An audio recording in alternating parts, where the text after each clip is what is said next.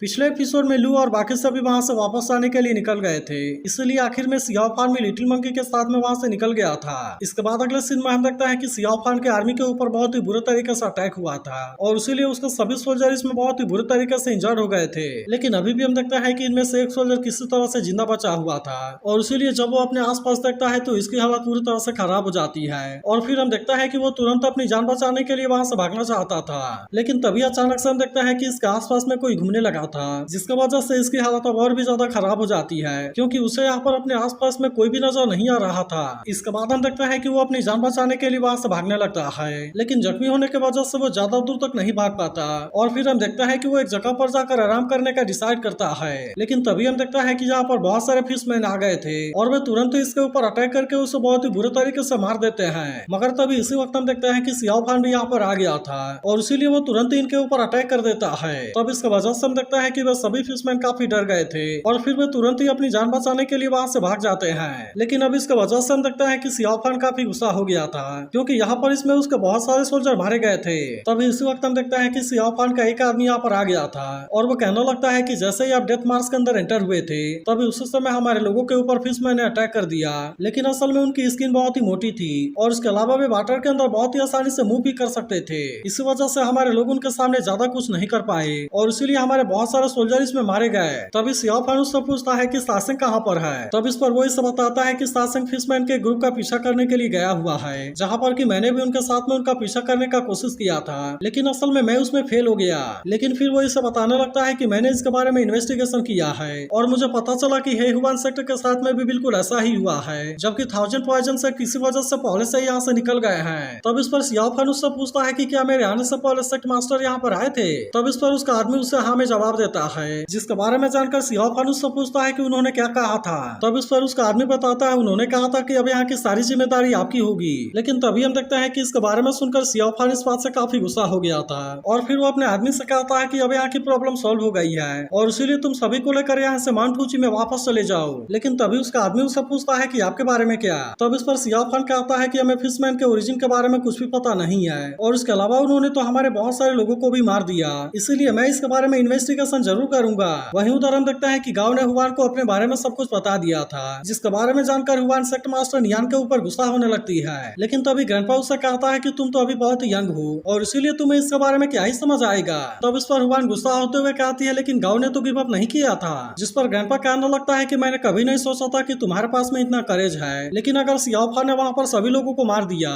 तो फिर उसके बाद उसने गांव को वहाँ से क्यों जाने दिया। लेकिन हम देखता है कि गांव इस पर कुछ भी नहीं बोलता और फिर हुआन उसे कहती है कि अब तो तुम सियाओ फान से हेट करते होगे। तब इस पर गांव कहता है कि हाँ मैंने शुरुआत में उसे हेट किया था, लेकिन फिर बाद में मुझे समझ आया कि अगर वो यहाँ पर नहीं भी होता तब उसके बाद भी 1000 पॉइजन सेक्ट और हेहुआन सेक्ट अटैक जरूर करते। तब इसके बाद सुनकर ग्रैंडपा इसका मजाक उड़ाते हुए कहता है कि मैंने तो तुम्हें अंडर एस्टिमेट किया था, लेकिन क्या तुम सच में यहाँ तक भी सोच सकते हो। तब इस पर गांव कहने लगता है कि मैं घोस्टिंग सेक्ट में रहते हुए थक गया हूँ, इसीलिए मैंने जब उस समय तुम्हें देखा था मैं किसी वजह से तुम्हें फॉलो करने लगा, लेकिन फिर भी मेरे अंदर तुम्हें नुकसान पहुंचाने का कोई भी इंटेंशन नहीं है। अब इतनी बात कहने के बाद वो कहता है कि अगर तुम नहीं चाहती तो मैं यहाँ से चला जाता हूँ। लेकिन तभी हम देखता है कि हुआन उसे अपने साथ में रखने के लिए मान गई थी, जिस पर ग्रैंडपा हुआन से कहने लगता है कि वह तो फेमस डिमन सेक्ट से है, लेकिन क्या इसके बाद भी तुम उसे अपने साथ में रखना चाहती हो। तब इसके ऐसी बात सुनकर हुआन इसके ऊपर काफी गुस्सा होने लगती है, जिस पर ग्रैंडपा कहने लगता है कि वैसे तो मैंने इससे कोई बुरा चीज करते हुए नहीं सुना, लेकिन मुझे लगता है कि अगर वो हमें फॉलो करता है तो इसमें हमारा कोई भी बेनिफिट नहीं है। तब इस पर हुआन फिर से गुस्सा होते हुए कहने लगती है कि कल एक वाइल्ड बोर हमारे सामने आया था, जिसके बाद से कि आप तो अपनी जान बचाने के लिए वहां से भाग गए, जबकि गांव ने ही वहां पर मेरा हेल्प किया था। अब इसका वजह से हम देखता है कि ग्रैंडपा इसके बारे में हुआन से ज्यादा कुछ नहीं बोल पाता और वहीं हुआन अब गांव को अपने साथ में रखने के लिए मान गई थी। तब गांव कहने लगता है कि अब से तुम्हें किसी भी चीज के बारे में हेजिटेट करने की जरूरत नहीं है और अगर कोई भी रफ काम हुआ तो तुम उसे मेरे ऊपर छोड़ देना। अब इसके वजह से हम देखता है कि ग्रैंडपा इसके बारे में कुछ नहीं कर पाता और इसीलिए वे फिर से यहाँ से आगे की तरफ जाने लगे थे। वहीं उधर हम देखते हैं कि जिंगू अपने मास्टर से मिलने के लिए आ गया था, लेकिन इस पर सीनियर उससे कहता है कि अभी तुम्हें कुछ समय के लिए वेट करना होगा क्योंकि अभी यहाँ पर कोई गेस्ट आए हुए हैं। लेकिन हम देखते हैं कि वो कोई और नहीं बल्कि मास्टर डाउसवान होते हैं। तब सीनियर उससे पूछने लगता है कि तुमने उस समय उसे अपने डिसाइपल एक्सेप्ट क्यों नहीं किया। तब इस पर मास्टर डाउसवान कहने लगता है कि उसकी सारी हरकतें बिल्कुल एक इंसान से मिलती जुलती हैं, इसलिए अगर मैंने उसे अपने डिसाइपल के रूप में एक्सेप्ट कर लिया होता तो फिर मुझे लगता है कि मैं कभी भी चैन से नहीं सो पाता।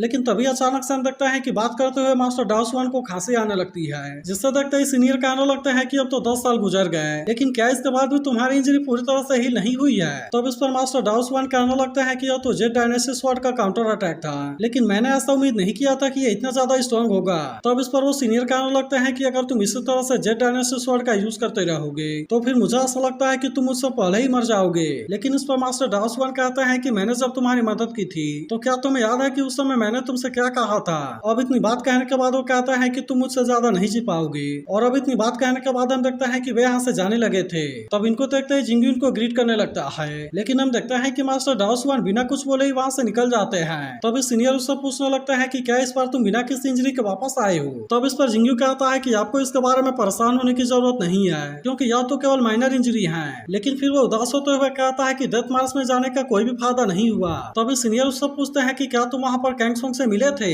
लेकिन इस पर जिंगू कहता है कि नहीं। जिसके बाद उसके सीनियर उससे पूछते हैं कि क्या तुम उसे हेट करते हो? तब इस पर जिंगू कहता है कि वह मेरे लिए बहुत ही काइंड रहा है, इसलिए मैं उसे अपने फादर के जैसे रिस्पेक्ट करता हूँ। जिसके बाद उसका सीनियर भी कहता है कि उसने गलत रास्ता चूज कर लिया। वहीं उधर हम देखते हैं कि वे तीनों आगे बढ़ते हुए जा रहे थे, जहाँ पर गाओ हुआन को खाने के लिए फ्रूट देता है और इसीलिए हुआन इसकी तारीफ करने लगती है। इसके बाद हम देखते हैं कि गाओ इसे ग्रैंडपा को देने के लिए भी कोशिश करता है, लेकिन हम देखते हैं कि ग्रैंडपा थोड़ा सा भाव खाने लगा था, इसीलिए गाओ इस फ्रूट को खुद ही खा जाता है। लेकिन तभी हम देखते हैं कि सियाओ फान भी यहाँ पर आ जाता है, जिससे देखते ही गाओ की हालत पूरी तरह से खराब हो गई थी। जबकि हुआन उससे पूछने लगती है कि आप यहाँ पर क्यों आए हैं। फिर हम देखते हैं कि हुआन लिटिल मंकी के साथ में खेलने लगती है और इसी के साथ साथ वो इसे फ्रूट भी खिलाने लगी थी। लेकिन तभी हम देखते हैं कि सियाओ फान सीधे ग्रैंडपा के सामने आ गया था और वो कहता है कि मैं आपसे किसी चीज के बारे में बात करना चाहता हूँ। तब इस पर ग्रैंडपा भी कहता है कि तुम किस चीज के बारे में पूछना चाहते हो। तब इस पर सियाओ फान कहता है कि हुआन के ऊपर एक फिश ने अटैक करने का कोशिश किया था, क्या आपको उसके बारे में याद है? तब इसके बारे में सुनते ही हुआन कहने लगती है कि वह तो बहुत ही क्रूएल था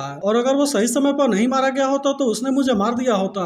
तब इस पर सियाओ फान ग्रैंडपा से कहने लगता है आपने उस दिन कहा था कि वह साउथर्न बॉर्डर के किसी फॉरेन क्लैन से है, जिस पर ग्रैंडपा भी उसे कहता है कि हाँ तुमने इसके बारे में सही सुना था। तब इस पर सियाओ फान बताता है कि उन्होंने मेरे लोगों के ऊपर बहुत ही खतरनाक तरीके से अटैक कर दिया है और इसीलिए इसके वजह से मेरे बहुत सारे लोग वहाँ पर मारे गए हैं। अब इतनी बात कहने के बाद वो ग्रैंडपा से पूछता है कि आखिरकार वे कहाँ से आए हैं। तब यह सुनते ही ग्रैंडपा कहने लगता है कि अगर उन्होंने तुम्हारे लोगों के ऊपर अटैक किया है तो मुझे यकीन है कि मारे गए लोगों की बॉडी बहुत ही बुरे तरीके से कटी होगी। तब इस पर सियाओ फान कहता है कि हाँ यह बात बिल्कुल सही है। तब इस पर ग्रैंडपा कहने लगता है अगर ऐसा है तो यह काम जरूरी फिश ह्यूमन क्लैन ने किया होगा, जो कि दिखने में बहुत ही अजीब होते हैं। फिर वो बताने लगता है कि वे असल में ancient fish gods and humans के डिसेंडेंट्स हैं, जिन्हें लोगों को मारने में बहुत ही मजा आता है और वे ऐसा यकीन करते हैं कि अगर उन्होंने बॉडी को कई टुकड़ों में काट दिया तब इसके वजह से वे उनके सोल को भी मार देंगे। तब इसके बारे में सुनकर सभी की हालत काफी खराब होने लगती है, जिसके बाद सियाओ फान भी कहने लगता है कि वे तो बहुत ही क्रूअल हैं, लेकिन मैंने अभी तक इनके बारे में क्यों नहीं सुना। तब इस पर ग्रैंडपा कहता है कि वे साउथ वाले बॉर्डर के माउंट सिवान में रहते हैं, लेकिन जो रास्ता वहाँ के मेन लैंड को जोड़ने के लिए काम करता है वो असल में फेंसियांग वैली के एरिया में आता है और इसीलिए वे जब कभी भी वहाँ से गुजरने के लिए कोशिश करते हैं तब उनमें से ज्यादातर फेंसियांग वैली के डिस्टाइपल के द्वारा मार दिए जाते हैं। और मैं इसके बारे में केवल इसलिए जानता हूँ क्योंकि बचपन में मैंने माउंट सिवान का ट्रेवल किया था।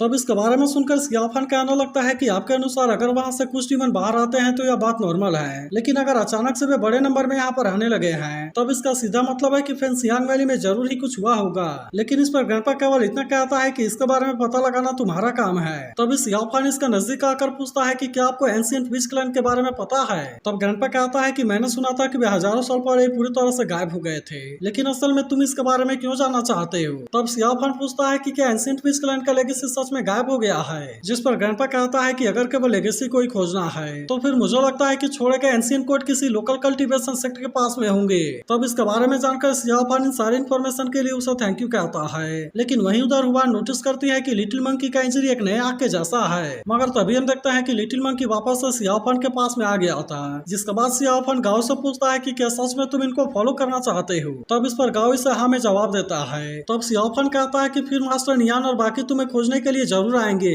लेकिन इस पर गाओ कहता है कि मुझे इसके बारे में कोई भी चिंता नहीं है क्योंकि धोखा देने वाले में से सबसे पहले वही थे। तब इस पर सियाओ फान उससे केवल इतना कहता है कि अब यह तुम्हारे ऊपर है, जिसके बाद हम देखते हैं कि हुआन भी लिटिल मंकी को गुड बाय बोलने लगती है और अब इस तरह से सियाओ फान लिटिल मंकी के साथ में यहाँ से वापस चला गया था। लेकिन तभी पीछे से जिन ग्रैंडपा से कहती है ऐसा लगता है कि तुम बहुत ही ज्यादा जानते हो। तब उसे यहाँ पर देखते ही हुआन काफी खुश हो जाती है। लेकिन इसके बाद अगले सीन में हम लू को देखते हैं जो कि अभी भी सियाओ फान के बारे में सोचकर काफी उदास हो रही थी। फिर वो याद करने लगती है कि किस तरह से सालों बाद सियाओ फान से उसका सामना हुआ, जहाँ पर कि वे दोनों पहले तो एक दूसरे के ऊपर अटैक करने वाले थे, लेकिन फिर वे एक दूसरे को देखते ही रुक गए थे थे। अब इसी तरह से हम देखते हैं कि लू बाकी चीजों के बारे में भी याद करने लगती है, जहाँ पर सियाओ फान ने उससे पूछा था कि क्या तुम मुझे मार देना चाहती हो। तब इस पर लू ने उससे कहा था कि हाँ, और इसीलिए अगर तुम्हें भी मुझे मारने का चांस मिले तो मुझे मार देना। लेकिन अब इन सारी चीजों के बारे में याद करके लू और भी ज्यादा इमोशनल होने लगती है और वो याद करने लगती है कि किस तरह से उसने सियाओ फान के ऊपर अटैक करने का कोशिश किया था, जबकि उसे जख्मी देख सियाओ फान की आंखों से भी आंसू आने लगे थे और इसीलिए उसने उसे वहां पर बचा भी लिया था।